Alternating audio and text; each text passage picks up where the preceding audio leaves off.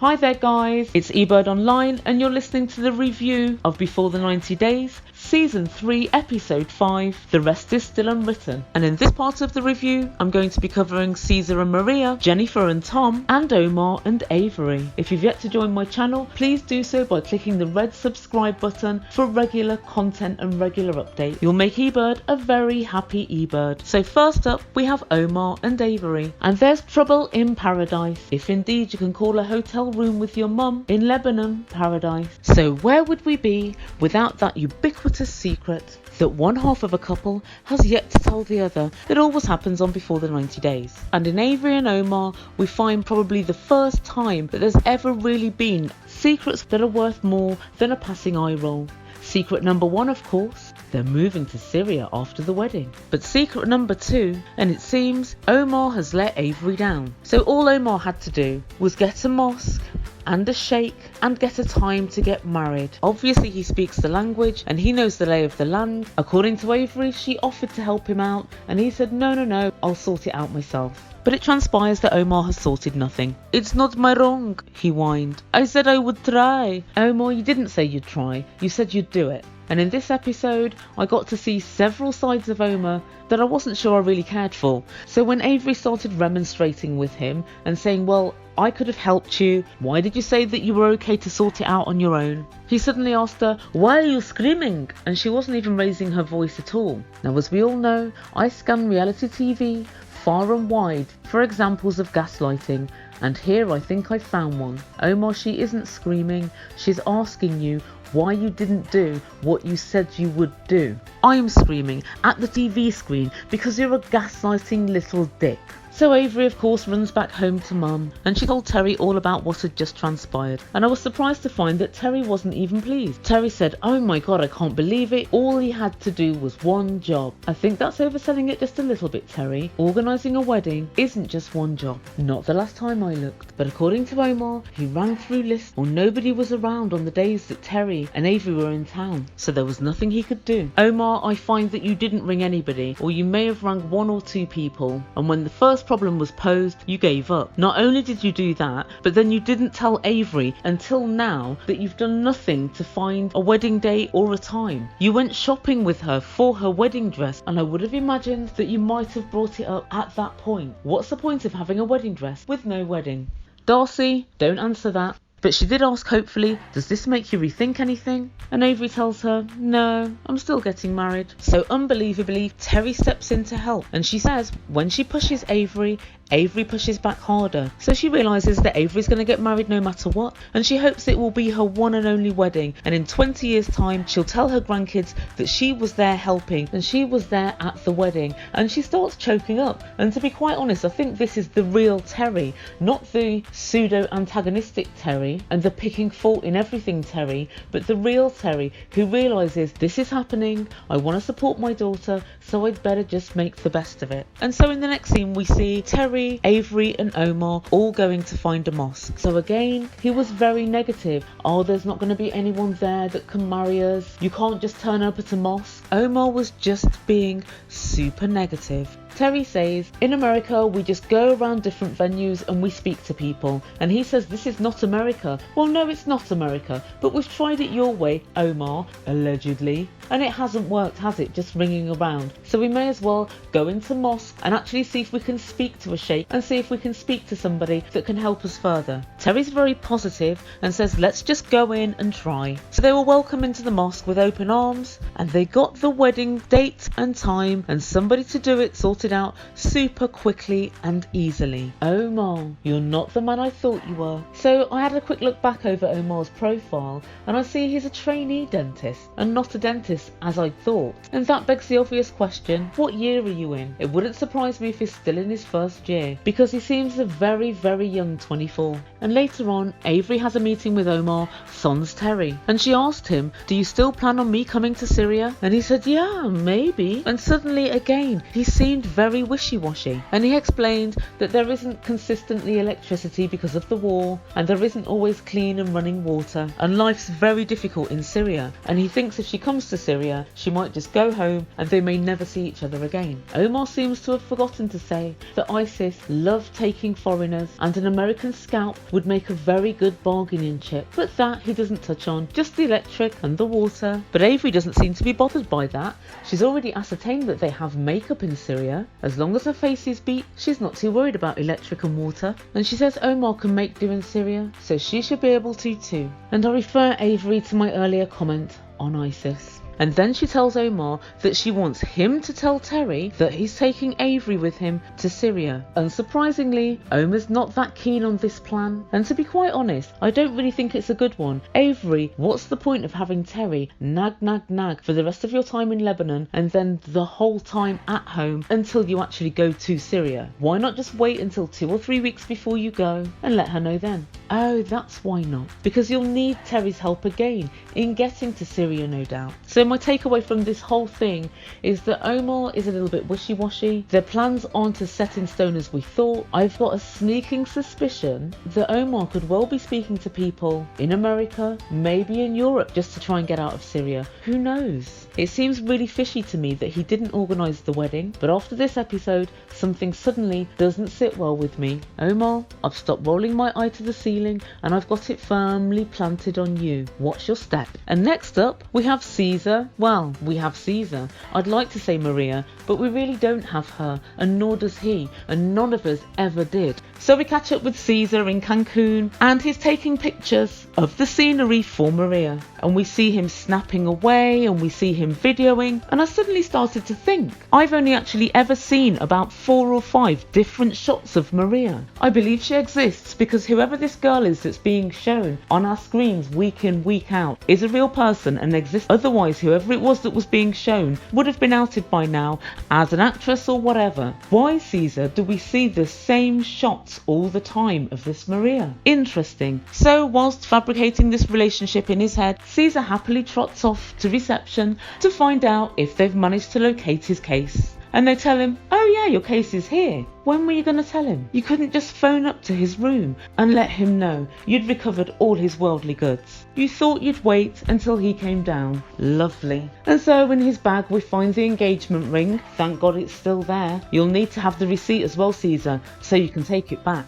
And then he shows us the amazing array of gifts that he's bought for her. What could be better than a knitted scarf in Tunisia? Or a beaded Kenyan flag bracelet? I'll tell you what, chocolate panties. Cesar is continuing the before the 90 days cast's penchant for giving presents which really aren't presents. He says it's a unique gift. Cesar, you've never met her, you've never spoken to her in person. She's supposedly coming out to stay in your hotel room, and when she walks in, you're going to present her with chocolate panties. And he sees via an app on his phone that she's just been online, so he messages her, nothing, and he thinks, I might get her on the phone, let me just call her. The phone rings and rings, but Maria doesn't answer. But Cesar's malfunctioning brain is still hopeful. I was thinking about all the money that Cesar's given to Maria, and whilst we know it's immoral, I was thinking, is it illegal? In the UK, catfishing is not illegal, although if a victim hands over money, the catfish could be prosecuted for fraud. And I wonder if any of my American listeners can let me know what the situation is in the US. If she doesn't turn up, I would like her to be prosecuted. All I want is for her to be imprisoned for her crimes. So a hopeful Cesar trots down to the pool and he meets a vacationing family, and Cesar begins to tell them his story. He shows them a picture of Maria and they all gasp and say, look how beautiful she is. And the little teenager at the end says, are you sure you're not being catfished? And Cesar says he's gobsmacked and really upset that somebody would call Maria a catfish. He thinks they're jealous. She's so gorgeous, they don't believe it can be real.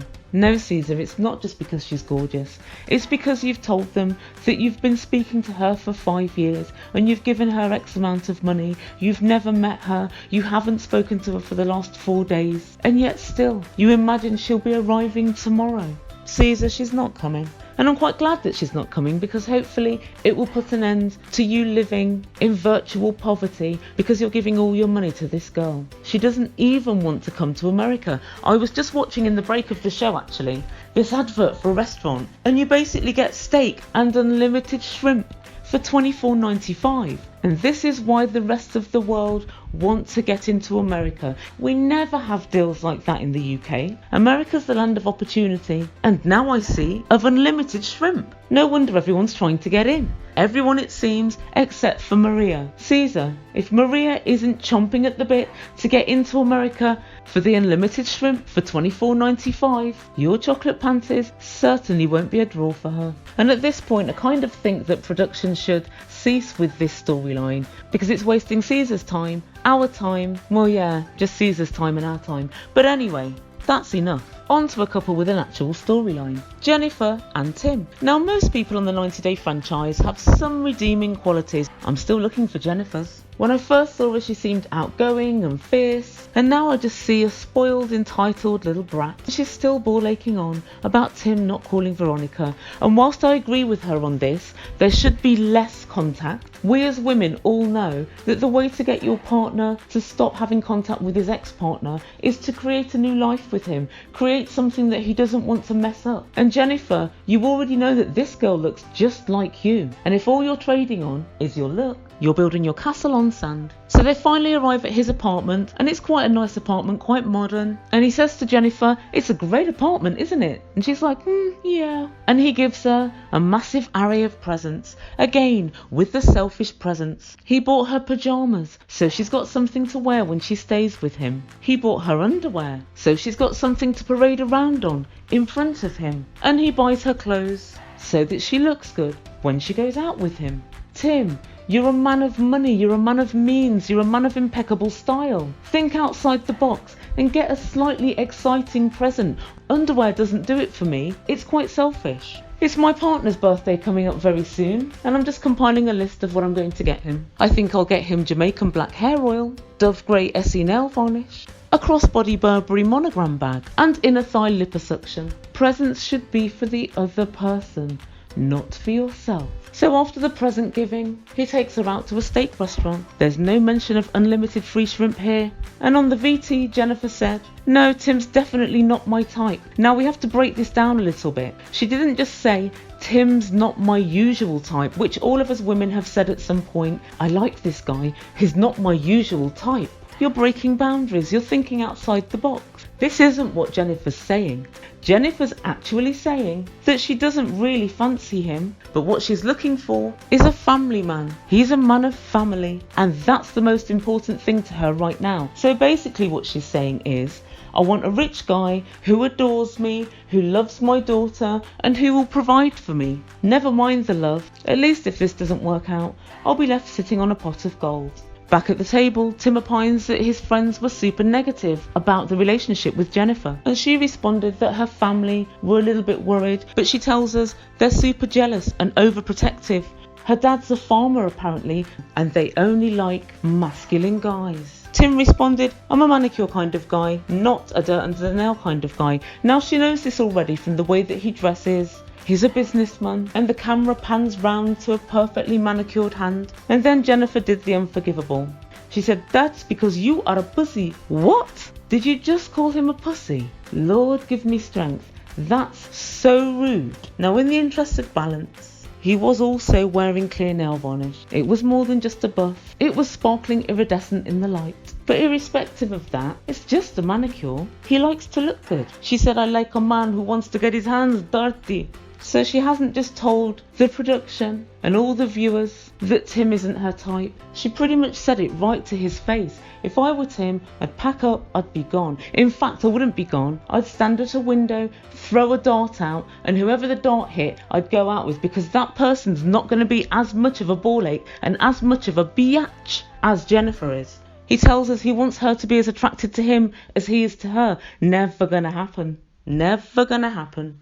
And later on, back at the apartment, he says that she's very hard to read. Is she? I've watched her for about 15 minutes all in all, and I read this. She's a gold digger. She's entitled.